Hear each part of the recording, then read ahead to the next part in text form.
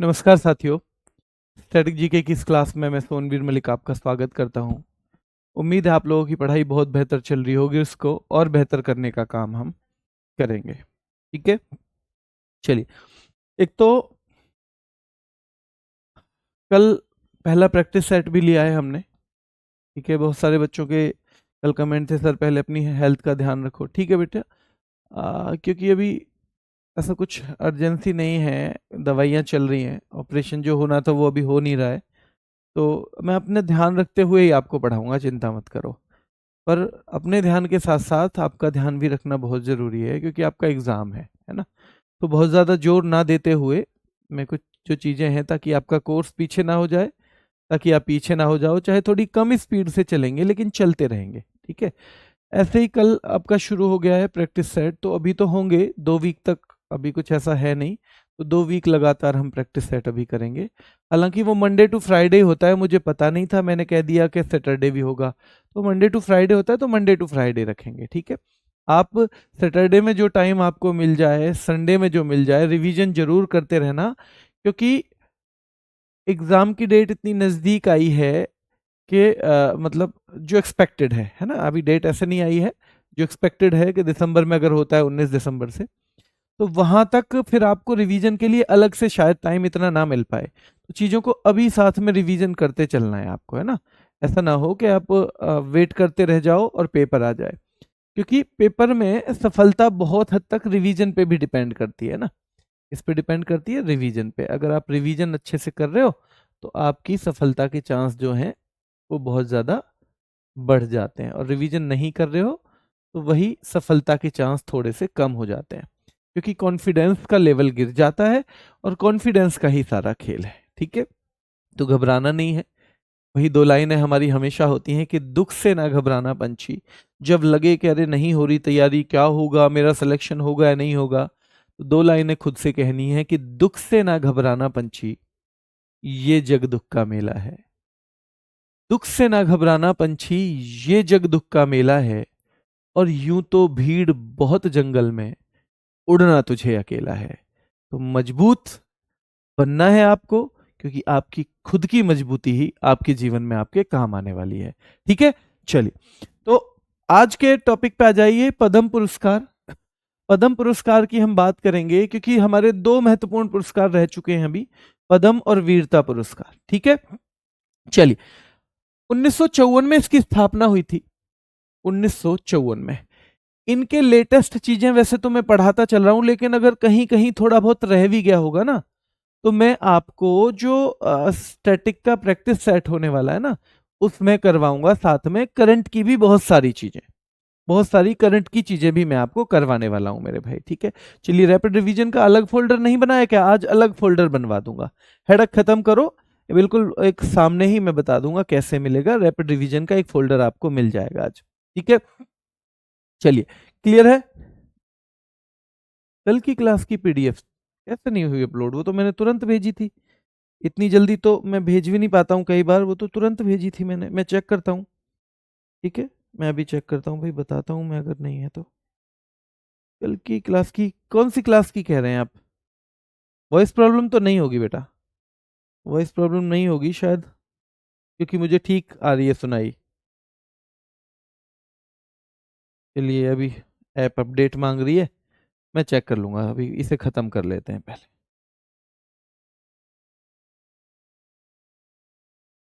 ठीक है, तो पद्म विभूषण की स्थापना 1954 में हुई, और इसी साल भारत रत्न की भी हुई थी। तो भारत रत्न की भी जो स्थापना है वो भी इसी साल हुई थी। भारत रत्न की भी स्थापना कब हुई थी मेरे भाई? इसी साल हुई थी, आपको याद रखना है। ठीक है, चलिए आगे देखो। ये 3 श्रेणियों में दिया जाता है, पर जब शुरू हुआ था तो इसका नाम क्या कर दिया? नाम तो रखा हर जगह पद्म विभूषण ही, पद्म विभूषण, लेकिन कर दिया प्रथम श्रेणी, द्वितीय श्रेणी, तृतीय श्रेणी।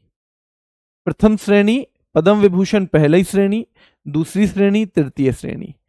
अब याद रखना है बेटा, अब मैं आज से आपकी कोई पीडीएफ लेट नहीं होगी, है ना। आज से कोई पीडीएफ लेट नहीं होगी। मैंने कल की भी टाइम पे भेजी थी, अगर नहीं हुई है तो वो फिर उनसे कुछ डिले हो गई होगी, कई बार मुझसे भी हो जाती है, झूठ नहीं बोलूंगा, पर मैंने भेजी थी कल तो बहुत टाइम से भेजी थी, मैं चेक कर लूंगा। तो पहली पद्म विभूषण प्रथम श्रेणी, पद्म विभूषण द्वितीय श्रेणी और पद्म विभूषण तृतीय श्रेणी 3, पर नाम एक ही है। अब जैसे हमारा भाई है कुलदीप, असलम है, ताजदार है, अजय है, प्रदीप है। अगर घर में 2 भाई हैं, 3 भाई हैं, तो एक का प्रदीप, एक का संदीप और एक का कुछ और नाम रखा होगा। ऐसे ही क्यों नहीं रख दिया जब इतना अच्छा लगा उन्हें बड़ा नाम प्रदीप, के प्रदीप प्रथम, प्रदीप द्वितीय, प्रदीप तृतीय, नहीं लिखा ना, ऐसे नहीं किया ना, क्योंकि अलग अलग पहचान बन जाए तो ज्यादा अच्छा रहता है, कंफ्यूजन मिट जाता है ना। कभी कभी प्रदीप बोले केवल, प्रथम बोलना बंद कर दें तो तीनों आएंगे एक साथ, ठीक है ना, कभी दोनों आ जाएंगे एक साथ, तो इसलिए थोड़ा सा क्या करना है, अलग अलग पहचान भी होनी जरूरी है, वो अच्छा रहता है। तो अलग अलग पहचान के लिए याद रखना है, ठीक है। तो याद रखना है कि श्रेणी जो है, जब उन्होंने शुरू किया तो श्रेणी थी, पर फिर इन्होंने 1955 में नाम बदल दिया कि भाई एक को संदीप कर देते हैं, एक को प्रदीप और एक को मनदीप कर देते हैं। तो याद रखना है, यानी पद्म विभूषण कर दिया, पद्म भूषण कर दिया, पद्म श्री, जिसका जितना बड़ा नाम वो उतना बड़ा पुरस्कार। पद्म विभूषण सबसे बड़ा नाम है, तो पद्म पुरस्कारों में ये सबसे बड़ा है। पद्म भूषण इससे थोड़ा छोटा है, तो पद्म पुरस्कारों में दूसरे नंबर का है। पद्म श्री सबसे छोटा है, तो ये पद्म पुरस्कारों में तीसरे नंबर पे है। क्या है मेरे भाई, 13 नंबर पे है मेरे भाई, ठीक है।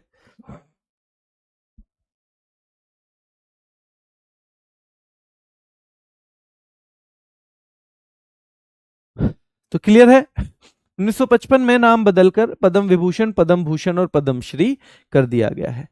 किस किस वर्ष नहीं दिए गए, ये सवाल पूछा जाता है। तो एक तो 1978 और 79 में, आपको पता होगा भारत रत्न भी नहीं दिए गए थे इस साल, हमने पढ़ा था, तो इस साल भारत रत्न भी नहीं दिए गए थे। और एक 1993 से 97, 1993 से 97, तो 1978 और 79 में नहीं दिए गए थे, 93 और 97, ये जो है भारत रत्न भी इस साल नहीं दिए गए थे। अगर हम बात करें 78 और 79 में, तो भारत रत्न भी नहीं दिए गए थे, ठीक है, ध्यान रखना है, भारत रत्न भी नहीं दिए गए थे। पद्म विभूषण असाधारण और विशिष्ट सेवा के लिए दिया जाता है। देखो, एक्सेप्शनल एंड डिस्टिंग्विश्ड सर्विस, इसके लिए दिया जाता है, असाधारण और विशिष्ट सेवा। तो एक्सेप्शनल और डिस्टिंग्विश्ड सर्विस के लिए कौन सा दिया जाता है, सबसे बड़ा वाला जो अवार्ड है पद्म पुरस्कारों में, तो पद्म पुरस्कार में पद्म विभूषण सबसे बड़ा है। फिर होगा असाधारण की जगह उच्च क्रम की विशिष्ट सेवा, उच्च क्रम की यानी हाई ऑर्डर की, distinguished service of high order, तो ये पद्म भूषण फिर आपको पता होगा। और फिर तीसरे नंबर पे पद्म श्री विशिष्ट सेवा के लिए, डिस्टिंग्विश्ड सर्विस के लिए, इसके लिए डिस्टिंग्विश्ड सर्विस के लिए। तो याद रखना है, जैसे जैसे इसकी सर्विस जो है, जो सेवा है, उसकी क्या बढ़ेगी भाई, उसकी सर्विस की जो वो बढ़ेगी, क्या बोलते हैं, जो मतलब एक लेवल बढ़ेगा, है ना, जो सर्विस का एक लेवल बढ़ेगा, वैसे वैसे ही पुरस्कार का भी लेवल बढ़ेगा। तो केवल विशिष्ट सेवा है पद्मश्री, ऊंचे क्रम की विशिष्ट सेवा है पद्म भूषण, और असाधारण और विशिष्ट सेवा है तो पद्म विभूषण, याद रखना है। और इनसे बड़ा केवल एक पुरस्कार है अगर सिविलियंस के अवार्ड की बात करें, और वो अवार्ड कौन सा है, तो इनसे बड़ा केवल एक अवार्ड है जिसे हम बोलते हैं भारत रत्न। वो सर्वोच्च नागरिक सम्मान है, ये सर्वोच्च पद्म सम्मान है। पद्म, सवाल कंफ्यूज करने के लिए आपको क्या देगा कि भारत का सर्वोच्च जो नागरिक सम्मान कौन सा है, भारत रत्न करना है, और सर्वोच्च पद्म पुरस्कार कह दे तो पद्म विभूषण करना है, ठीक है, क्योंकि भारत रत्न इनसे ऊपर है, फिर पद्म विभूषण आता है, पद्म भूषण आता है, पद्म श्री आता है, पद्म श्री आता है मेरे भाई, ठीक है, क्या आता है, पद्म श्री फिर आता है, ठीक है। चलिए आगे देख लेते हैं, आगे क्या देखेंगे, चलिए देखिए, पद्म पुरस्कार 2025 में कितने दिए गए, फिर ये पूछा जाएगा। 139। ये महत्वपूर्ण है क्योंकि ये दिए जाते हैं कब, ये भी दिए जाते हैं भारत रत्न की तरह ही। कब दिए जाते हैं, तो जो हमारा गणतंत्र दिवस होता है, रिपब्लिक डे को ये भी दिए जाते हैं। और याद रखना है आपको, ये 139 इस बार दिए गए हैं। आपका पेपर होगा उससे पहले तो ये दिए नहीं जाएंगे नए, इसलिए ये ही आपके फाइनल हो जाएंगे 2000 कब वाले, 25 वाले। इसमें अब हमने पता ही है 3 तरह के हैं, तो पद्म विभूषण 7 लोगों को, जो बड़ा अवार्ड है वो कम लोगों को दिया जाता है। किसी कंपनी में भी जो नौकरी करते हैं लोग, बड़ी पोस्ट पे कम होते हैं। किसी डिपार्टमेंट में भी कमिश्नर एक ही है, स्पेशल कमिश्नर उससे थोड़े ज्यादा हो जाएंगे, तो जॉइंट कमिश्नर उससे ज्यादा, लेकिन सिपाही पूरे के पूरे मतलब एक रेला होता है, बहुत बड़ी संख्या में होते हैं। तो वैसे ही याद रखना है, जो पद्म विभूषण है वो तो 7 लोगों को दिया गया है, पद्म भूषण 19 को। अब कितने और रह जाएंगे, 7 और 19 26 हैं। 139 में 7 भी घटा दो और भाई कितना 19 भी घटा लो, तो ये 113 हो जाएंगे। पद्म श्री कितने हो जाएंगे, 113। ये सब याद रखना है आपको। कितने पद्म विभूषण हैं, 7 हैं। पद्म भूषण 19 हैं, 7 19 113, 7 19 113, 7 19 113। और आपको पता होना चाहिए कि जो सबसे कम है वो सबसे बड़ा अवार्ड है, उससे दूसरे नंबर पे जो दूसरे नंबर वाला है, और तीसरे नंबर पे जो तीसरे वाला है। ठीक है, ध्यान रखना है। भारत में दिया जाने वाला सबसे बड़ा पुरस्कार बेटा भारत रत्न ही माना जाता है। सिविलियन कैटेगरी में दोनों तरह से पूछा जाता है वैसे, पर ओवरऑल सबसे बड़ा भारत रत्न ही माना जाता है। ठीक है, चलिए आगे देखें। पद्मश्री 113। फिर एक दो डेटा ये पूछ लेता है कि कितनी महिलाओं को मिला है, तो इसमें से 139 में से 23 बटे 139 ये कितनी हैं, महिलाएं हैं। और 13 बटे 139 कौन है, मरणोपरांत, यानी जिनको मरने के बाद मिला है, मरने के बाद। तो इस बार के पुरस्कार से सबसे पहले सवाल यही बनेगा, 2025 में कितने पद्म पुरस्कार दिए गए हैं, तो 139। कितने पद्म विभूषण, तो 7। पद्म भूषण कितने दिए गए हैं, तो 19 दिए गए हैं।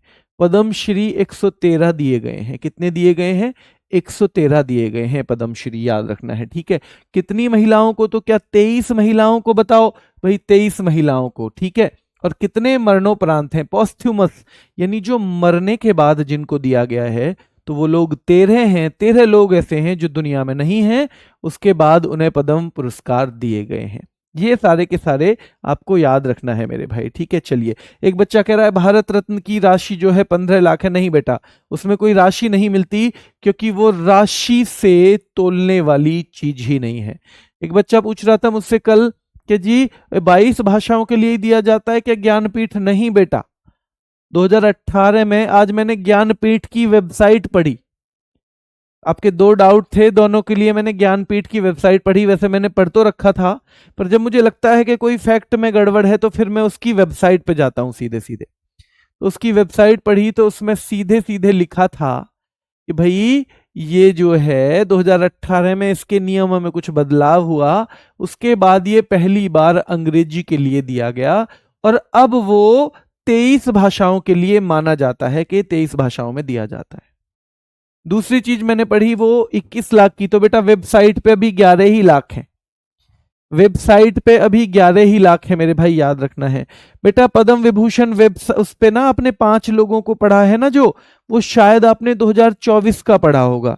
एक बच्चा पूछ रहा है सर पद्म विभूषण तो 5 ही लोगों को दिया गया है। आपने 2024 का पद्म विभूषण पढ़ा होगा, क्योंकि येलो बुक में 2024 वाले दे रखे होंगे, चेक कर लेना मेरे भाई। ठीक है, चेक कर लेना। तो भाई 11 ही लाख है अभी। ऑफिशियल डेटा जो ज्ञानपीठ अवार्ड की वेबसाइट पे है, उसके अनुसार 11 ही लाख है, और उसके अनुसार अभी 23 भाषाओं के लिए इसे दिया जाता है। ठीक है, चलिए देखते हैं महत्वपूर्ण पद्म पुरस्कार विजेता इस बार के। तो देखो, जो महत्वपूर्ण विजेता हैं उनके बारे में हम बात करेंगे। पहले तो है लक्ष्मी नारायण सुब्रमण्यम, ये पद्म विभूषण मिला है इनको। लक्ष्मी नारायण सुब्रमण्यम जो वायलिन बजाते हैं। तो एक सवाल यह भी बनेगा कि लक्ष्मी नारायण सुब्रमण्यम का संबंध किससे है, तो वायलिन वादक हैं, ये वायलिन प्ले करते हैं, क्या करते हैं, तो ये वायलिनिस्ट हैं, ठीक है, वायलिन प्ले करते हैं, याद रखना है, ठीक है। चलिए अगला है कुमुदनी लखिया, इनको भी पद्म विभूषण मिला है। तो भाई कुमुद तो लाखों में एक है, कहां थकती है वो डांस से, कद थकती है, कद थकती है, कुमुद कद थकती है, और पद्म विभूषण मिला है कुमुदनी लखिया को, क्या मिला है, पद्म विभूषण मिला है। शारदा सिन्हा बहुत महत्वपूर्ण रही हैं, और अभी छठी मैया का चल भी रहा है भाई टाइम, छठी मैया की पूजा अभी होके निपटी है। तो ये फोक सिंगर हैं, लोक गायिका हैं, छठी मैया के गीत गाती हैं भाई, गाती थी, गाती हैं क्या, गाती थी, ठीक है। और बिहार कोकिला बहुत महत्वपूर्ण है, बिहार कोकिला इनको कहा जाता है, और भाई कुकू ऑफ बिहार या बिहार कोकिला इन्हें कहा जाता है, ठीक है, याद रखना है। पद्मश्री 1991 में ही मिल गया था इनको, पद्म भूषण 2018 में मिला था, 2025 में 7 साल बाद इनको क्या मिला है, तो पद्म विभूषण मिला है। और भाई शारदा सिन्हा है, कौन है, शारदा सिन्हा है, कौन है, शारदा सिन्हा है। फिर से देख लो 3 लोगों के नाम, लक्ष्मी नारायण सुब्रमण्यम कौन है, वायलिन वादक हैं, और याद रखना है इनको क्या मिला है, वायलिन बजाते हैं लक्ष्मी नारायण सुब्रमण्यम, और इनको जो मिला है ना वो क्या है, तो आपको पता होना चाहिए, वायलिन बजाते हैं, ध्यान रखना है। तो वायलिन वादक हैं लक्ष्मी नारायण सुब्रमण्यम, वायलिन वादक हैं, ठीक है। कुमुदनी लखिया कथक नृत्यांगना है, कौन है, कथक नृत्यांगना है कुमुदनी लखिया, पद्म विभूषण इनको भी मिला है। शारदा सिन्हा लोक गायिका हैं, शारदा सिन्हा कौन है, लोक गायिका है मेरे भाई, छठी मैया के गीत गाती हैं। 1991 में पद्मश्री मिला, ये याद रहे ठीक है, वरना ये थोड़ा सा जरूर याद रखना 2018, और इनको संगीत नाटक अकादमी अवार्ड मिला था सन 2000 में, कब मिला था, सन 2000 में, और ये बिहार कोकिला के नाम से जानी जाती हैं। पद्म विभूषण मिला है जेएस केहर जी को भी, इनको हम जेएस केहर के नाम से भी जानते हैं, जगदीश सिंह केहर के नाम से जानते हैं मेरे भाई। तो जेएस केहर जो हैं ये सुप्रीम कोर्ट के पहले सिख सीजीआई रहे हैं, सिख चीफ जस्टिस। भारत के आपको पता है चीफ जस्टिस अभी कितने रह चुके हैं आज तक, अभी 52वें हैं या नहीं बताओ, अभी 52वें हैं या नहीं मेरे भाई बताओ, अभी 52वें हैं या नहीं, जल्दी से कमेंट करके बताओ। तो अभी जो हैं 52वें हैं, ठीक है, अभी कौन है, 52वें हैं। और एक और जो अगले होंगे जस्टिस सूर्यकांत, जस्टिस सूर्यकांत मेरे भाई याद रखना है, वो अगले हो जाएंगे। तो इनमें एक ही सिख मुख्य न्यायाधीश हुए हैं, एक ही सिख मुख्य न्यायाधीश हुए हैं मेरे भाई, याद रखना है आपको, कौन हुए हैं, उनका नाम है जगदीश सिंह केहर, ठीक है, जगदीश सिंह केहर। जल्दी नाम बताओ अगले कौन होने वाले हैं सीजीआई, जिनका नाम डिक्लेयर किया गया है, जल्दी बताओ, जल्दी बताओ।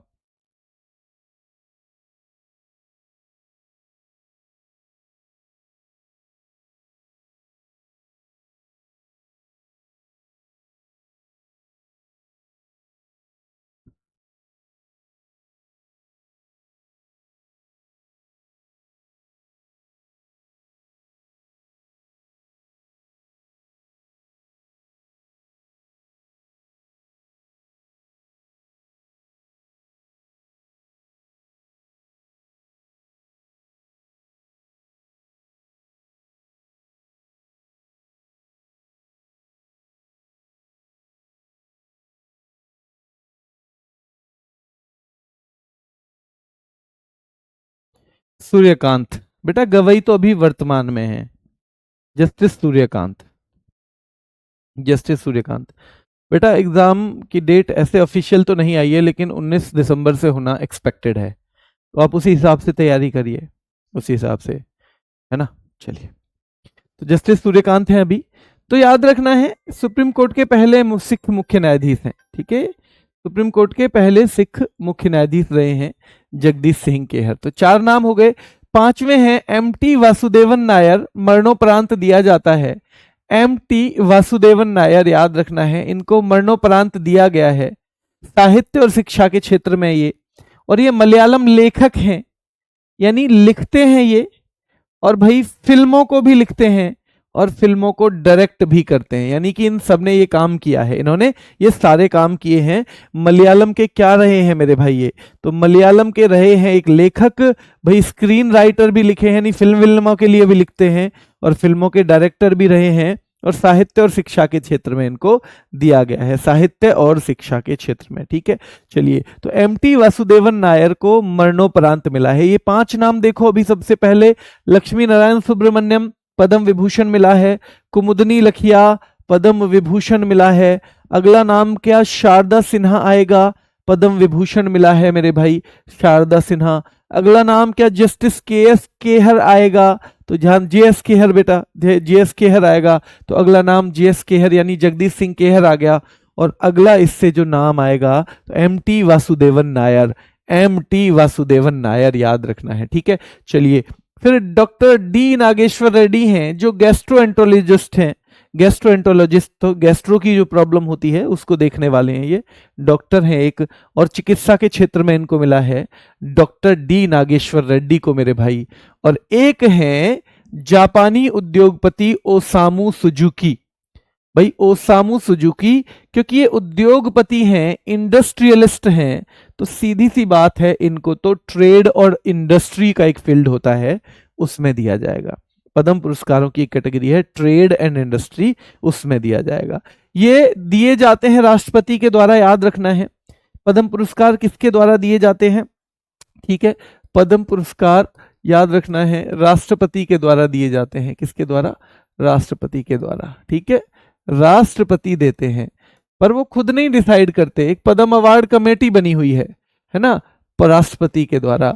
एक पद्म अवार्ड समिति है, उसकी सिफारिश पर। ठीक है, पद्म पुरस्कार समिति है, एक पद्म पुरस्कार समिति है मेरे भाई, पद्म अवार्ड कमेटी है, क्या है, पद्म अवार्ड कमेटी है एक, उसकी रिकमेंडेशंस पे, उसकी सिफारिश पे। ठीक है, उसकी सिफारिश पर ये दिए जाते हैं। ठीक है, पद्म अवार्ड जो कमेटी है उसकी रिकमेंडेशंस पे दिए जाते हैं, और ये कमेटी पीएम के द्वारा, कमेटी पीएम के द्वारा अपॉइंट की जाती है। ठीक है, कमेटी ध्यान रखना है, कमेटी पीएम के द्वारा अपॉइंट की जाती है। ठीक है, इसके द्वारा अपॉइंट की जाती है, तो पीएम के द्वारा अपॉइंट की जाती है। ठीक है, तो याद रखना है। जबकि भारत रत्न वाली की तो खुद अध्यक्षता करते हैं पीएम, भारत रत्न वाली जो कमेटी है उसकी तो खुद ही अध्यक्षता करते हैं, ध्यान रखना है। ठीक है, ध्यान रखना है मेरे भाई। एक दिन में इतने अवार्ड दे दिए जाते हैं, हाँ भाई दे दिए जाते हैं एक दिन में इतने अवार्ड बच्चों। ठीक है, तो पद्म पुरस्कार राष्ट्रपति के द्वारा प्रदान किए जाते हैं, पद्म पुरस्कार समिति सिफारिश पर। ठीक है, ये प्रदान इनके द्वारा किए जाएंगे, और भाई कमेटी पीएम के द्वारा अपॉइंट की जाती है। ये सारी की सारी बात करनी है आपको। ठीक है, ध्यान रखना है। मरने के बाद इनको दिया गया है, वैसे क्योंकि भाई सुजुकी जो है, ध्यान रखो, मारुति सुजुकी, सुजुकी तो हमारे लिए भी महत्वपूर्ण है ना, सुजुकी हमारे लिए भी महत्वपूर्ण है, तो उनको भी देना ही पड़ेगा, फिर सीधी सी बात है। अब पद्म भूषण पे आ जाओ। ये 7 नाम तो आपको याद रखने हैं अलग से, ये रखने हैं अलग। अब क्योंकि ये 19 लोगों को दिए गए हैं, कुल कितने हैं, कुल तो 19 हैं, पर मुख्य मुख्य याद करने हैं आपको। ठीक है, वरना तो आप करंट के हिसाब से पढ़ना चाहो तो पढ़ सकते हो। जतिन गोस्वामी है एक, उनको दिया है पद्म भूषण, पद्म भूषण, और ये सत्रिया नृत्य से जुड़े हुए हैं। जतिन गोस्वामी किससे जुड़े हुए हैं, सत्रिया डांस से ये जुड़े हुए हैं मेरे भाई, सत्रिया डांस से। शोभना चंद्र कुमार याद रखना है, तो इनका संबंध भरतनाट्यम से भी है और भैया सिनेमा से भी, तो इनको भी पद्म भूषण पुरस्कार दिया गया है। पंकज उदास जी को आप याद रख पाओगे आसानी से, इनको भी दिया गया है, गजल गायक रहे हैं, बॉलीवुड में काम किया है पंकज उदास। नंदमुरी बालकृष्ण आप जानते ही हो, तेलुगु सिनेमा के, तेलुगु सिनेमा से जुड़े हुए हैं, तो इनको भी, इस नाम को आप नहीं भूलोगे, पद्म भूषण। आप देखना कोई भी एक्टर जो हैं वो उसमें नहीं थे पद्म विभूषण में, इस बार कोई एक्टर पद्म विभूषण में नहीं थे, और ये बात हमारे दिमाग में रहनी चाहिए। ठीक है, ध्यान रखना है। ठीक है, पी.आर. सिरजेस की अगर हम बात करें तो हॉकी खिलाड़ी हैं, इनको भी हम नहीं भूलेंगे। 3 नाम तो हमें बहुत आसान मिल गए। देखो ये पहले 2 नाम हो सकता है आपको मुश्किल लगे। पद्म भूषण है भाई पंकज उदास, पंकज उदास थे तो उन्हें बोला कि लो जी ले लो पद्म भूषण। हालांकि इनको मरणोपरांत मिला है, पर हम याद करने के हिसाब से कह रहे हैं कि भैया पंकज उदास थे तो याद रखना है, हमने कहा ले लो पद्म भूषण। ठीक है भैया, नंदमुरी, एक लड़की कह रही है नंद मेरी नंद भी उदास थी तो हमने कहा ले लो भाई पद्म भूषण। नंदमुरी, नंद मेरी उदास थी तो मैंने कहा ले लो भैया तुम भी ले लो पद्म भूषण। ठीक है चलिए, अब PR श्रीजेश हॉकी के गोलकीपर हैं भाई।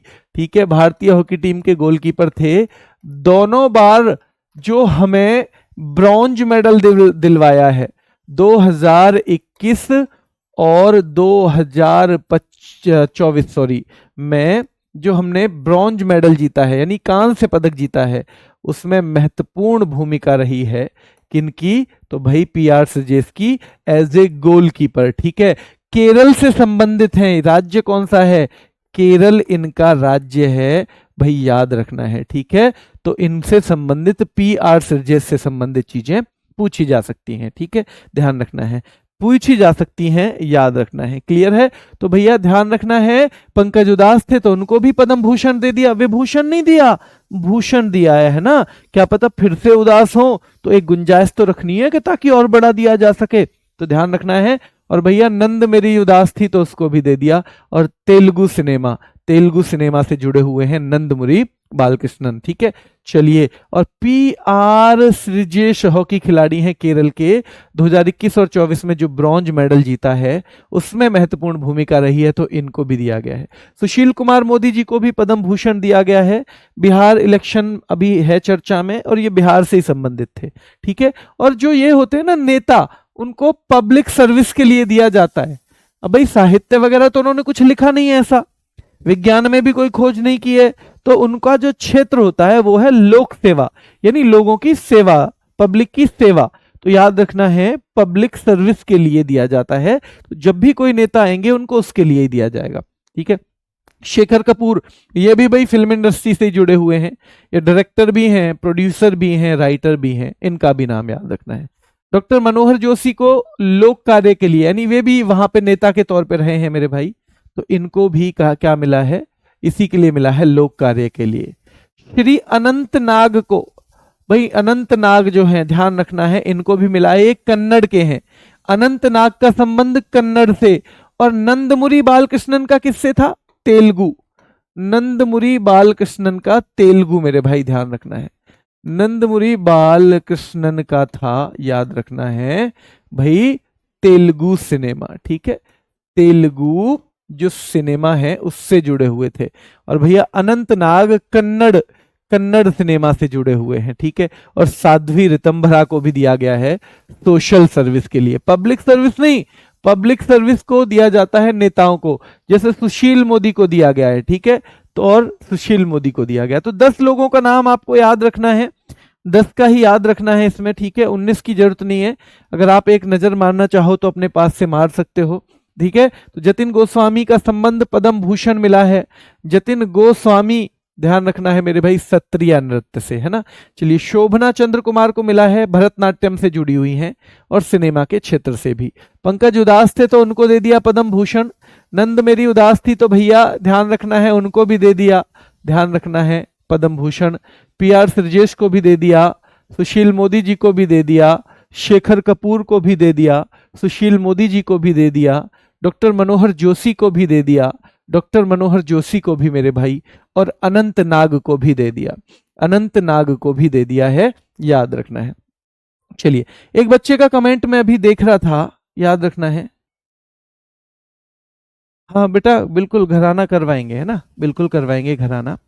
एक बच्चे का भी डाउट मैं देख रहा था कि सर क्या क्या करें इसमें, हम क्लास करें, हम रैपिड फायर करें, हम प्रैक्टिस सेट करें, क्या क्या करें, दिमाग खराब हो रहा है। सही बात है, बिल्कुल ठीक बात है। अगर आप इसकी अच्छे से प्रैक्टिस कर लेते हो और आप खुद से याद कर लेते हो, आपको रिवीजन तो भाई आपका है, मैंने पढ़ा दिया, आपको इसमें से रिवीजन करना है, आप कर लेते हो तो आपको जरूरत नहीं है कि आप रैपिड फायर करो। रैपिड फायर केवल इस उद्देश्य से बनाए गए हैं कि जितने टाइम में, जैसे ये 1 घंटे की क्लास है तो इसका रिवीजन भी 1 घंटे में ही होगा, आप 1.5 पे करके देखोगे तो भी 40 मिनट तो लगेंगी। तो उस क्लास को ज्यादा से ज्यादा 10 से 15 मिनट में समेटा जा सके, खासतौर पे उसकी महत्वपूर्ण चीजों को इसलिए करवाया जा रहा है रैपिड फायर। ठीक है, तो मतलब आप पीडीएफ से पढ़ लें थोड़ा थोड़ा, आपको क्लास दोबारा ना देखनी पड़े, आप महत्वपूर्ण और मुश्किल चीजों को वहां से कर लें। मतलब एक कोशिश रहेगी कि जो 6 घंटे चली क्लास किसी टॉपिक की, उसे 1 घंटे के अंदर उसके सारे रैपिड फायर खत्म हो जाए। तो रिवीजन तो आप फिर भी करोगे। अगर आप रिवीजन नहीं कर पा रहे हो पीडीएफ से या किसी से, तो वहां से कर सकते हो, पर वो जरूरी बिल्कुल नहीं है। आप 2 3 4 लेके देख लेना, अगर आपको लगे that I am getting benefit तो आपको उस पर आगे बढ़ना है, वरना नहीं। प्रैक्टिस सेट में इसलिए कहूंगा कि कुछ कुछ चीजें हमें ना प्रश्न की फॉर्म में जल्दी याद होती हैं, तो प्रैक्टिस सेट के लिए मैं जरूर कहूंगा वो ले लो। और उसके लिए भी मैं ये बोलूंगा कि भाई आपका ये जो है रैपिड फायर, आप चाहो तो संडे में ही 3 4 होंगे हर वीक, बस 4 के करीब, संडे में ही सारे कर लिया करना, जरूरी नहीं है रोज करो। उस दिन तो आपका रिवीजन का ही दिन है ना, तो नेगेटिव नहीं सोचना है चीजों के बारे में। हाँ, ये जरूर है कि आप तीनों चीजों को एक ही दिन में देख रहे हो तो थोड़ा आपको लगेगा कि समय कैसे जा रहा है, और ये रिवीजन अगर आप वहां से कर सकते हो क्लास से या पीडीएफ से, आपको पढ़ने की जरूरत नहीं है। तो क्योंकि rapid fire is nothing else, उसमें सारा क्लास का ही मटेरियल है। अगर आपने क्लास में अच्छे से कर लिया है तो देयर इज नो रिक्वायरमेंट कि आप उसको भी लें, उस रैपिड फायर को लेने की कोई भी जरूरत नहीं है आपको। ठीक है, तो बस परेशान नहीं होना है, दिमाग खराब बिल्कुल नहीं करना है, बहुत महंगी चीज है, इसको खराब करोगे तो जिंदगी भर परेशान रहोगे। ठीक है, चलिए क्लियर है। तो नंदमुरी बालकृष्ण जो है तेलुगु सिनेमा से जुड़े हुए हैं। साध्वी ऋतंभरा भी याद रखना है। ठीक है, साध्वी ऋतंभरा, और ये अनंतनाग है कन्नड़ वाले, अनंतनाग कन्नड़ वाले हैं। अब इसी चीज की प्रैक्टिस ज्यादा मैं आपको रैपिड फायर में करवाऊंगा। अब आप बार बार क्लास थोड़ी देखोगे, ऐसे तो आपका बहुत नुकसान हो जाएगा समय का। तो आपका समय का बचत हो इसलिए वो चीजें हैं। ठीक है, क्लास को बार बार ना देखना पड़े इसलिए वो चीजें हैं। वीरता पुरस्कार की बात करें तो 26 जनवरी 1950 से शुरू हुए हैं ये वीरता पुरस्कार जो है। पर क्योंकि हमारा देश कब आजाद हुआ, 15 अगस्त 1947, और जिस दिन से हम 15 अगस्त 1947 से आजाद हुए, उसी दिन से कहीं ना कहीं ऐसी परिस्थितियां बनती रहीं कि लोगों ने वहां पे बहुत बहुत वीरता दिखा के उनको संभाला। अगर वो वीरता ना दिखाते तो शायद ना संभाल पाते, शायद हम आज आज देश के तौर पे इतने बेहतरीन ना होते जितने हम हैं। हो सकता है आपको देश में कुछ कमियां भी महसूस होती हो, पर आप नजर घुमा के देखिए किस में नहीं है कमियां। गलती हमारी क्या है, जब हम इंसान के तौर पे सोचते हैं ना, तो हम सबसे पहले देखते हैं कि दूसरों की गलतियां देखते हैं कि कौन कितना गलत है इंसान के तौर पे। और जब हम देश के तौर पे देखते हैं तो पहले अपने ही देश में सबसे ज्यादा गलतियां निकालते हैं, जबकि दुनिया में शायद उससे भी बड़ी बड़ी गलतियां हैं। और गलतियों को सुधारने वाले भी तो हम ही तो प्रयास करेंगे। तो इसलिए ध्यान रखना है आपको कि भाई जरूरत तो इस दौरान भी पड़ी होगी 15 अगस्त 1947 से लेकर 26 जनवरी 1950 के बीच में, और वो जरूरत जो पड़ी उसको भी लोगों ने संभाला अपनी वीरता के आधार पे। तो इसलिए इसको लागू तभी से किया गया कि हम बेशक 26 जनवरी 1950 से शुरू कर रहे हैं, पर अगर किसी भी हमारे देश के व्यक्ति ने 15 अगस्त 1947 के बाद कोई वीरता भरा, बहुत वीरता भरा काम किया है, तो उसको भी ये पुरस्कार दिया जाएगा। केवल इसलिए उसे वंचित नहीं किया जाएगा कि हम शुरू 50 में कर रहे हैं, ये कर दिया गया मेरे भाई। ठीक है, ध्यान रखना है। चलिए, और युद्धकालीन परिस्थितियों में बेहतर प्रदर्शन करने के लिए भी दिया जाता है, ये के लिए दिया जाता है युद्धकालीन में, और मरणोपरांत भी दिया जाता है।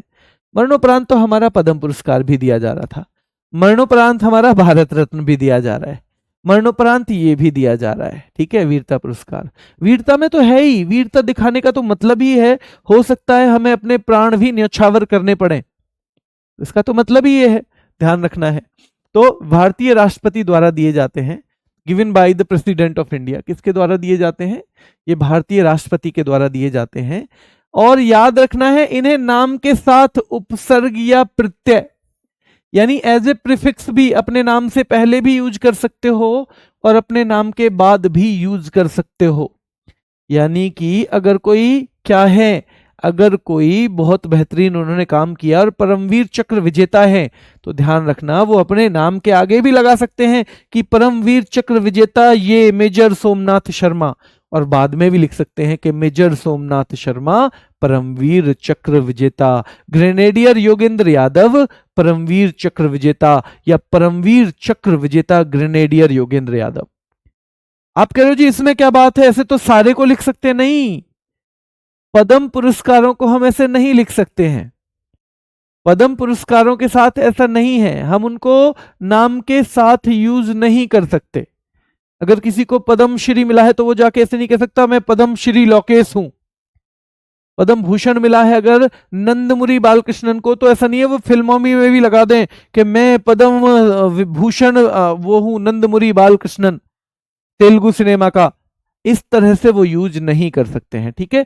पर ये किए जा सकते हैं, और इसका एक बहुत बड़ा उदाहरण है आर्मी के जो भी आप जनरल कर्नल और वो रैंक देखोगे, वो अपने नाम के आगे पीएसएम ना परम सेवा, एसएम सेवा मेडल, वीएसएम विशिष्ट सेवा मेडल, परम विशिष्ट सेवा मेडल तो पीवीएसएम, इस तरह से लिखते हैं क्योंकि ये अलाउड हैं, वीरता वाले पुरस्कार अलाउड होते हैं मेरे भाई, ठीक है। दुश्मन की उपस्थिति में, थल में, चाहे जल में, चाहे वायु में विशिष्ट बहादुरी की हो या आत्म बलिदान ही कर दिया हो, उसके लिए पुरस्कार दिए जाते हैं, ठीक है। ऐसे नहीं है मोहल्ले में जो कमजोर है उसे मार दे, है ना। मोहल्ले में जो कमजोर है उसको पीठ के आगे, तो वो बहादुरी नहीं है मेरे भाई, ठीक है। बहादुरी का देखा जाता है लेवल कि बहादुरी किस पर्पज के लिए है, बहादुरी वही होती है, ठीक है। ऐसा नहीं है कि थार में बैठ के और इंसानों को इंसान ना समझ के और चला रहे हैं, कहीं किसी को ठोक दिया, किसी के ऊपर पानी गंदा डाल दिया, वो बहादुरी नहीं है ना। वो बहादुरी कभी हो भी नहीं सकती। बहादुरी होती है जब हम अपने से कमजोर लोगों को प्रोटेक्ट करते हैं, जब उनकी रक्षा करने का काम हम शुरू कर देते हैं, वो बहादुरी है। अपने से कमजोर, और वैसे वीर हमारे आजकल ऐसे हो गए हैं कि कहते हैं कि भाई सबसे, क्या कहते हैं आजकल के वीरों का नियम बताता हूं मैं, कि ऐसी वाणी बोलिए सबसे झगड़ा होए, ऐसी वाणी बोलिए सबसे झगड़ा होए, पर वाह से झगड़ा ना होए जो आपसे तगड़ा होए, ठीक है। यानी अपने से मजबूत आदमी से नहीं लड़ते हैं हम, हमें केवल लड़ने के लिए कमजोर आदमी चाहिए, तो ये तो बहादुरी नहीं है ना, ये बहादुरी कभी हो ही नहीं सकती। चलिए ध्यान रखना है। तो वर्ष में कितनी बार, 2 बार ये दिए जाते हैं, जबकि हम पद्म पुरस्कारों को देख रहे थे वो केवल एक ही बार दिए जा रहे थे, वो एक ही बार दिए जा रहे थे। कब दिए जा रहे थे? वो गणतंत्र दिवस पे 26 जनवरी को दिए जा रहे थे। लेकिन ये वीरता पुरस्कार दोनों वक्त दिए जाते हैं, रिपब्लिक डे पर भी दिए जाते हैं और हमारे इंडिपेंडेंस डे पर भी दिए जाते हैं, यानी गणतंत्र दिवस भी और स्वतंत्रता दिवस पर भी ये दिए जाते हैं। और कोई डिस्क्रिमिनेशन नहीं है, कोई भेदभाव नहीं। महिला है अगर उसने किया है भाई वीरता का काम तो उनको भी मिलेगा, पुरुष है उनको भी मिलेगा मेरे भाई, बच्चा है उसको भी मिलेगा, बड़ा है उसको भी मिलेगा, याद रखना है। तो और अगर सेना की बात आए तो जवान है उसको भी मिलेगा, और जो अधिकारी है उसको भी मिलेगा। जवान सेना में जो हमारे सिपाही वगैरह होते हैं उनको बोलते हैं, ठीक है। तो अगर उनको भी मिलेगा और अधिकारी को भी मिल सकता है, ठीक है, क्लियर। यहां देखिए आगे, देखिए किसको मिल सकता है पुरस्कार, तो सेना को मिल सकता है अगर सेना में है, सेना जो हमारी थल सेना है उसको अक्सर हम सेना कह देते हैं। नौसेना को मिल सकता है, वायु सेना को भी मिल सकता है मेरे भाई, यानी कि आरक्षित बल रिजर्व फोर्स, जैसे आपकी सीआरपीएफ बनी हुई है, सेंट्रल रिजर्व पुलिस फोर्स, उस तरह से भी मिल सकता है। टेरिटोरियल आर्मी एक हिस्सा है आर्मी का, याद रखना है। अभी आपको पता होगा उनको नीरज जी जो हैं हमारे नीरज चोपड़ा, उनको टेरिटोरियल आर्मी में अधिकारी रैंक मिली है, ये भी आपको पता होगा। तो टेरिटोरियल आर्मी वाले को भी मिल सकता है, और या कोई और भी आर्म्ड फोर्स, आर्म्ड मतलब सशस्त्र बल, जो शस्त्र से लड़ाई करता हो, अगर ऐसा कोई लीगली बनाया गया है। अब ऐसा नहीं है कि 5 लोग जो हैं कहे कि जी हम तो सबको मार देंगे और हथियार उठा लिए और वो कहे हम बहादुर हैं हमें भी नाम दो, वो नहीं, लीगली ऐसी कोई फोर्स बनाई गई हो, ऐसी कोई सेना बनाई गई हो मेरे भाई, ठीक है, क्लियर है। चलिए आगे देखिए, नर्सिंग स्टाफ, सैन्य हॉस्पिटल, सेना के तहत कार्यरत नागरिक कर्मियों को भी दिया जाता है। इनकी और डेप्थ में चलेंगे हम प्रैक्टिस सेट में। प्रैक्टिस सेट अगर आप कुछ भी नहीं ले रहे हो तो 2 चीज जरूर ले लेना, क्योंकि वो प्रैक्टिस सेट में मैं आपको इनसे संबंधित करंट चीजों के बारे में भी बहुत चीजें बताऊंगा। तो बस इतना मान लेना मेरी कि वो उसके संग संग प्रैक्टिस सेट जरूर ले लेना, चाहे तो उन्हें अगर वैसे टाइम ना मिले तो केवल सैटरडे संडे में लेना है। स्टैटिक जीके में मैं आपके करंट के भी बहुत सारे क्वेश्चन वहां कवर करवा दूंगा, ठीक है साथ में। चलिए, तो परमवीर चक्र के बारे में बात करें, सबसे पहले बैंगनी रिबन होता है, इसमें रिबन का कलर पूछे। वीरता के लिए दिया जाने वाला सबसे ऊंचा है, सबको पता ही होगा ये तो, 26 जनवरी 1950 से परमवीर चक्र। पर उससे पहले विक्टोरिया क्रॉस दिया जाता था, क्योंकि सेना उससे पहले भी थी, वो बात अलग है, उस सेना पे कंट्रोल अंग्रेजों का होता था, तो वो देते थे विक्टोरिया क्रॉस, क्योंकि उनकी रानी है विक्टोरिया, तो वो तो विक्टोरिया क्रॉस देंगे ही। और हमने उसका नाम कर दिया परमवीर चक्र। यानी अगर तुलना की जाए तो उससे पहले भी क्या ऐसा कोई नाम दिया जाता था? हाँ जी, विक्टोरिया क्रॉस दिया जाता था, जो हमारे बाद, जो हमारी स्वतंत्रता के बाद हमने परमवीर चक्र नाम से देना शुरू किया है। ठीक है, क्लियर है? चलिए, वीरता का सर्वोच्च पुरस्कार जो है, हाईएस्ट अवार्ड है गिवन फॉर गैलेंट्री, ये वीरता के लिए दिया जाने वाला सबसे ऊंचा पुरस्कार है। युद्ध के समय ही दिया जाएगा, ये नॉर्मल नहीं है ऐसे ही कि भाई है ना मेले में आग लग गई उसमें बचाने वाले को नहीं दिया जाएगा, केवल युद्ध के समय दिया जाएगा। इसकी स्थापना 26 जनवरी 1950 को हुई। ठीक है, सबसे पहले किसे मिला, महत्वपूर्ण है, मेजर सोमनाथ शर्मा को ये सबसे पहले मिला था, और मरणोपरांत पॉस्थ्यूमस मिला। पॉस्थ्यूमस यानी जब वो दुनिया को छोड़ के जा चुके थे। अब तक 21 लोगों को टोटल मिल चुका है, ये भी महत्वपूर्ण फैक्ट है। और याद रखना है, ये खास बात है कि भाई लगभग 66.66% लोगों को, यानी 2/3 लोगों को, लगभग नहीं पूरी तरह से 2/3 लोगों को, यानी 21 में से 14 लोगों को ये मरने के बाद ही मिला है। तो भाई क्या ही गुंजाइश रह गई, जिस आदमी ने वीरता दिखाते हुए अपने देश की आन बान शान की रक्षा करते हुए जब अपने प्राण ही दे दिए, तो फिर कोई बचत रह ही नहीं जाती पीछे। ठीक है, तो ऐसे व्यक्तियों के लिए तो भाई ये पुरस्कार क्या, हमारा कोई भी पुरस्कार छोटा ही हो जाएगा उनकी भावना के पीछे, उनकी बलिदान के पीछे। ठीक है, चलिए, तो हम सम्मानित करने की कोशिश तो उन्हें करते हैं, पर क्या सम्मान हम उन्हें दे पाएंगे? जो सम्मान उन्होंने अपने लिए अर्जित कर लिया है, वो हम उसे क्या ही दे पाएंगे। चलिए, ध्यान रखेंगे कि भाई अब तक कितने लोगों को परमवीर चक्र मिला है, तो 21 व्यक्तियों को परमवीर चक्र मिला है, और 14 लोगों को, ध्यान रखना है, ये मरणोपरांत मिला है। खास बात ये भी रहेगी कि 20 विनर जो है वो सेना से ही है। सेना का मतलब मैं फिर कह दूं कि यहां आर्मी है, थल सेना, क्योंकि बाकी में तो नौ सेना या वायु सेना जुड़ेगा, इसमें कुछ नहीं जुड़ रहा है, मतलब we are talking about army, Indian army. ठीक है, चलिए, तो एक विजेता वायुसेना से है, यानी अभी किसी नेवी के ऑफिसर को तो नहीं मिला है। ठीक है, और अभी या तो एयरफोर्स वाले को मिला है, या तो सेना वाले को, यानी कि आर्मी वाले को मिला है ना। पहले जो है मेजर सोमनाथ शर्मा है, याद रखना है। लेटेस्ट 4 लोग आपसे पूछ सकता है कि भाई ये लेटेस्ट कब मिला, लास्ट टाइम जब ये दिया गया तो किसको दिया गया? तो लास्ट टाइम ये 1999 में मिला है, क्योंकि एक बड़ा युद्ध हमने लास्ट टाइम 1999 में ही लड़ा, कारगिल का। तो ये 4 लोगों को मिला, ग्रेनेडियर योगेंद्र यादव। अब ये अपने नाम के आगे लिखना चाहे तो परमवीर चक्र योगेंद्र यादव लिख सकते हैं। ठीक है, राइफलमैन संजय कुमार, तो परमवीर चक्र विजेता संजय कुमार, और मेरे भाई लेफ्टिनेंट मनोज कुमार पांडे और कैप्टन विक्रम बत्रा।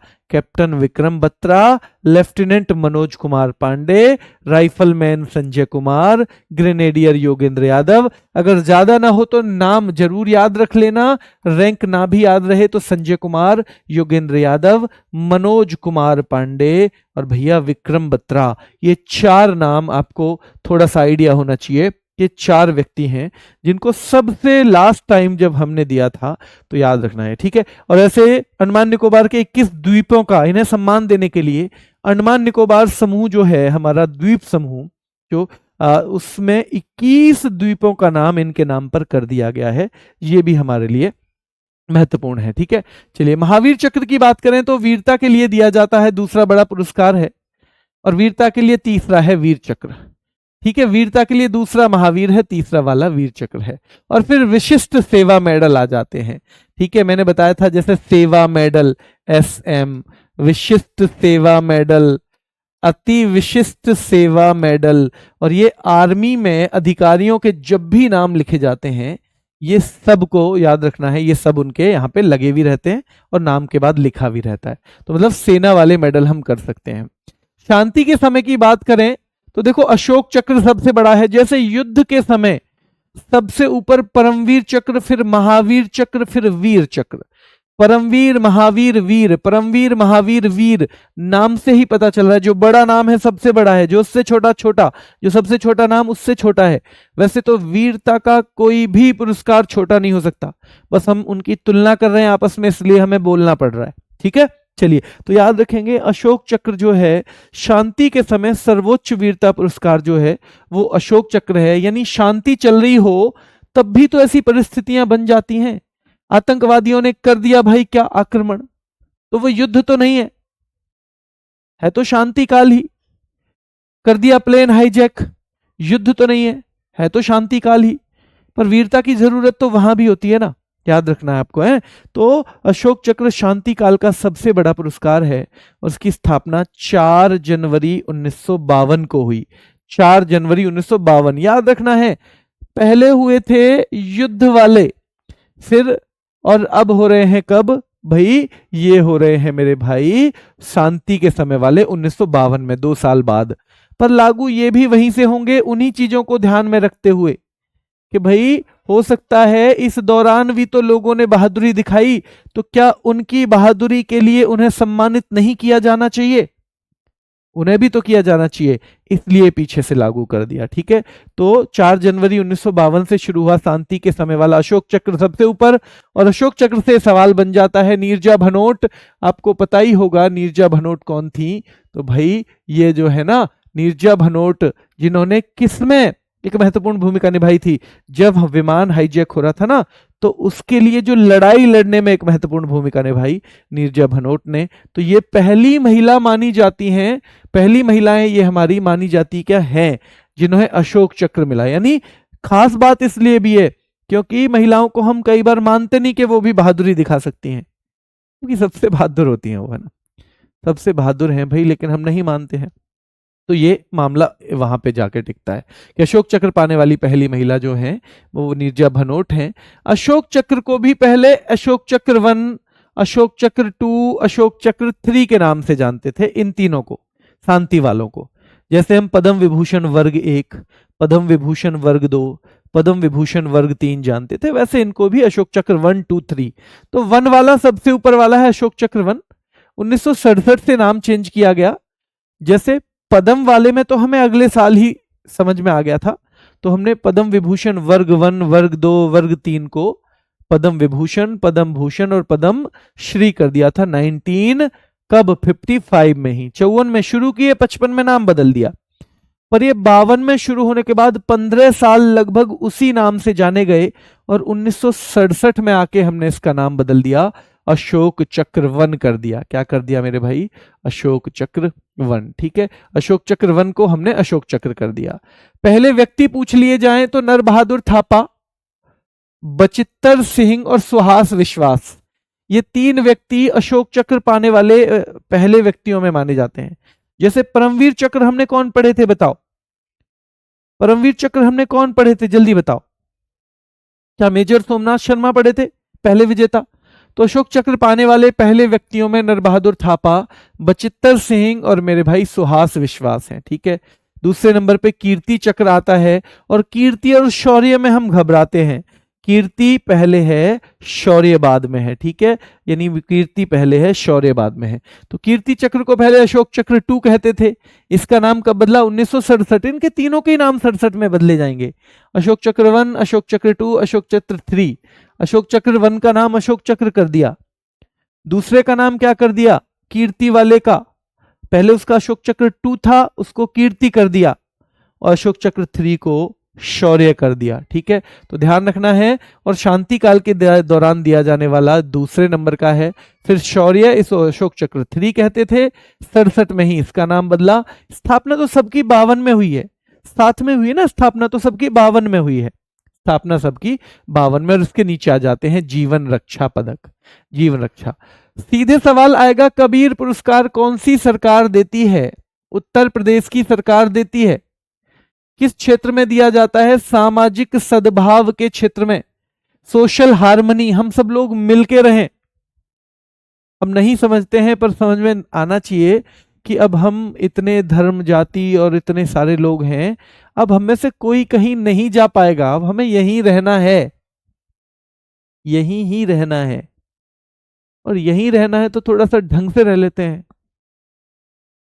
सबके लिए बोल रहा हूं मैं, ना किसी स्पेशली हिंदी को हिंदू के लिए, ना किसी मुस्लिम के लिए, ना किसी सिख के लिए, ना किसी और के लिए, ना किसी कास्ट के लिए।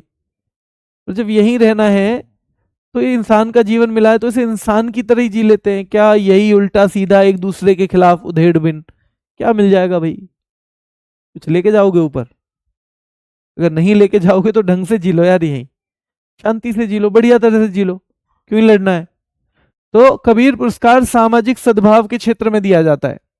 कबीर पुरस्कार उत्तर प्रदेश सरकार के द्वारा सामाजिक सद्भाव के क्षेत्र में, इसके क्षेत्र में सामाजिक सद्भाव के क्षेत्र में दिया जाता है मेरे भाई, ठीक है। कलाई मणि पुरस्कार जो है पूछा जाता है भाई, कलाई मणि पुरस्कार तमिलनाडु कला और संस्कृति, ये दो ही सवाल बनेंगे जो मैं लिखवा रहा हूं। कलाई मणि पुरस्कार किस सरकार के द्वारा? तो तमिलनाडु की सरकार के द्वारा दिया जाता है। किसके द्वारा दिया जाता है? तमिलनाडु की सरकार के द्वारा दिया जाता है, ठीक है। कला और संस्कृति के क्षेत्र में तो कलाई मणि पुरस्कार तमिलनाडु सरकार द्वारा और कला और संस्कृति के क्षेत्र में दिया जाता है। भटनागर पुरस्कार सीधे सीधे विज्ञान के क्षेत्र में, और बहुत पॉपुलर ये है पुरस्कार, पूछा जाता है बार बार, ठीक है। धन्वंतरी पुरस्कार चिकित्सा के क्षेत्र में दिया जाता है। धन्वंतरी बड़े चिकित्सक हुए हैं तो उनके नाम पे पुरस्कार किस में दोगे भाई? किस में दोगे बताओ? तो उसी में दोगे जो उनका क्षेत्र है। बोरलोग पुरस्कार कृषि के क्षेत्र में 1972 से शुरू हुआ। बोरलोग अवार्ड, ये वही है नॉर्मन बोरलोग जिन्होंने विश्व में हरित क्रांति की शुरुआत की, और भारत में वही काम किया है MS स्वामीनाथन ने, ठीक है।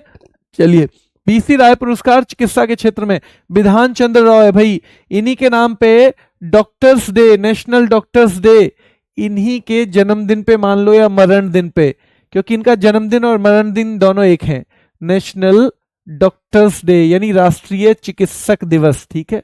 राष्ट्रीय चिकित्सक दिवस मनाया जाता है 1 जुलाई को। कब? 1 जुलाई को मनाया जाता है मेरे भाई, ठीक है। तो 1 जुलाई को तो चिकित्सा के क्षेत्र में, और ये पहली बार 1973 में दिया गया था, जबकि स्थापना तो 1962 में ही हो गई थी।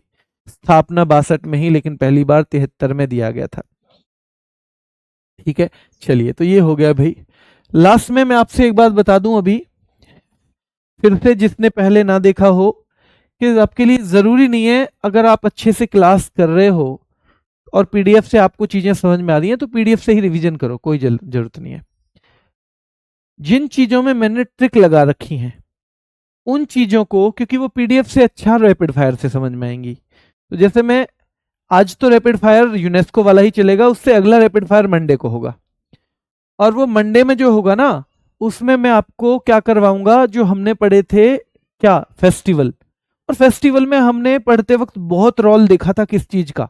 हमने एक बहुत खास रोल देखा है ट्रिक्स का, तो वो कम से कम रैपिड फायर देख लेना। और मैंने रैपिड फायर कभी नहीं कहा कि आप शांति से बैठ के देखो, आप घूम रहे हो घूमते घूमते देख लो, सुबह वॉकिंग करने जा रहे हो वहां देख लो, आप दंड बैठक लगा रहे हो वहां पे साइड में फोन चला के रख दो, जब आपकी मर्जी हो तब चला लो, कोई दिक्कत नहीं है, जो आपका सबसे वैसा समय हो। 10 मिनट का टोटल होना है, आप उसे 1.5 पे कर दोगे तो 7 मिनट का रह जाएगा, इसलिए ज्यादा लोड मत बनाओ क्या क्या करूं, नहीं सब कर सकते हो आप, ये छोटे ही काम है जो आप कर रहे हो, ये ऐसे नहीं है कि जो इंसान के हिसाब से बहुत बड़े काम हो, बस बात यह है कि समय देना है, ठीक है। और प्रैक्टिस सेट में फिर कह दूं कि मैं आपको कोशिश करूंगा कि उसमें जो अभी करंट अफेयर सर करा रहे हैं आदर्श सर, 1 महीने और ले लेना लाइव क्लास कम से कम 1 महीने और ले लेना, नवंबर दिसंबर में मत लेना क्योंकि एग्जाम होने की उम्मीद है, तो 1 महीने पहले तो छोड़ ही देना चाहिए। तो जो पीछे वाली चीजें हैं मैं कोशिश करूंगा कि उनमें से जो हमारी स्टैटिक्स से रिलेटेड करंट है उसको आपको प्रैक्टिस सेट में करवा दूं साथ में, है ना, तो वहां भी आपके लिए आसान हो जाएगा, बस आपको हेडेक नहीं लेनी है। और ऐसे कुछ टॉपिक भी जिनको हम नॉर्मली याद नहीं करते हैं, हम आजकल नारे याद नहीं कर रहे हैं, हमको नारे याद करने की कोशिश करनी है, प्रैक्टिस सेट में कर लेंगे या रैपिड फायर में कर लेंगे। तो जो आपको जरूरी लगे बस उतना रैपिड फायर लो, और केवल इतना ही करना है कि ये 40 45 50 मिनट की क्लास और एक प्रैक्टिस सेट, दो चीज करते चलो, उसी से आपका बेड़ा पार स्टैटिक जीके में तो बिल्कुल हो जाएगा। ठीक है, डर नहीं है। आज होगा बेटा रैपिड फायर, पर प्रैक्टिस सेट नहीं है आज, क्योंकि मुझे पता नहीं था, कल मैंने बोल भी दिया था, पर वो मंडे टू फ्राइडे ही हैं सारे, तो उनको साथ में ही लेके चलेंगे, अलग से नहीं करेंगे, है ना। और जब भी टाइम मिले, मैं फिर कह रहा हूं, जब भी टाइम मिलता है, कोई क्लास ना हो रही ना आज, देखो गुरुजी की ये जिम्मेदारी है, कंप्लीट तो करवाएंगे सिलेबस, इसमें तो कोई डाउट नहीं है। तो अगर आज नहीं मिल रही है तो उनको थैंक यू बोलो, और एक उसमें 1 घंटे में रिवीजन कर लो जितना कर सकते हो, बहुत काम आने वाला है रिवीजन आपके, बिल्कुल मत, आपको उससे डरना नहीं है, घबराना नहीं है, मेहनत करनी है जितना आप कर सकते हो। ठीक है, चलिए, कोई आपका कोई कमेंट हो ऐसा? हाँ बेटा ठीक है, ध्यान, कल नहीं बेटा, कल पूरा रिवीजन करो, नहीं क्लास की जरूरत है। ये मत सोचो रिवीजन ऐसी चीज है जब पूरी कोर्स हो जाएगा तभी मैं करूंगा, नहीं, रिवीजन साथ के साथ लेके चलना है, ताकि कभी इतना कोर्स रहे ही ना आपके लिए कि अरे इतना रिवीजन करना है, अरे मैंने तो कर रखा है पिछले हफ्ते तक का, तो बस एक हफ्ते का करना है लास्ट में, ऐसा करके चलना है मेरे भाई। करंट 1 साल की कर लेनी चाहिए आपको, और फिर भी अगर आपको लगता है तो मतलब 1 साल की तो करनी है, और 2 3 साल के जो बड़े बड़े इवेंट हैं वो भी कर लेने हैं साथ में। बेटा मैं मैक्सिमम के रैपिड फायर करवाऊंगा, अब शुरू हो गया है, शुरू होने की देर होती है, जब आप पहले दिन पढ़ाई के लिए बैठे होगे तब तक बहुत दिक्कतें आई होंगी, लेकिन जब आप बैठ गए तो फिर चीजें स्मूथ चलने लगती हैं। ठीक है, आप जो बुक से पढ़ रहे हैं कोई बात नहीं, वो बुक से भी पढ़ सकते हैं करंट अफेयर, कोई इश्यू नहीं है। अगर आपको लगता है कि मुझे बुक से समझ में आ रही हैं चीजें, आपको पता भी है कि मुझे क्या पढ़ना है, तो पढ़ लो, कोई दिक्कत नहीं है। कोई भी चीज अगर आपको समझ में आता है, स्टैटिक जीके ही क्यों ना हो, कि मुझे तो बुक से बहुत बढ़िया समझ में आती है सर, आप और आपसे बेहतर पढ़ लेता हूँ, और मुझे सारा चीजें भी पता है, तो पढ़ सकते हो, कोई जरूरी नहीं है कि क्लास ही लेनी जरूरी है। ठीक है बेटा, ठीक है, अभी के लिए इतना ही। आपने बहुत सपोर्ट किया, बहुत प्यार दिया। ये जो दिक्कत थी मुझे, मतलब आप हर वक्त आपने अपनी पढ़ाई को भी छोड़ के कहा सर आप अपना ध्यान रखो भैया, पहले अपना कर लो भाई, ये शायद ये बॉन्ड मेरे ख्याल से बहुत कम मिलता है, ये प्यार बहुत कम मिलता है। तो मेरी भी कोशिश रहेगी कि पेपर से पहले मैं आपके लिए जो कुछ कर सकूं मैं करूं। अभी के लिए इतना ही, धन्यवाद।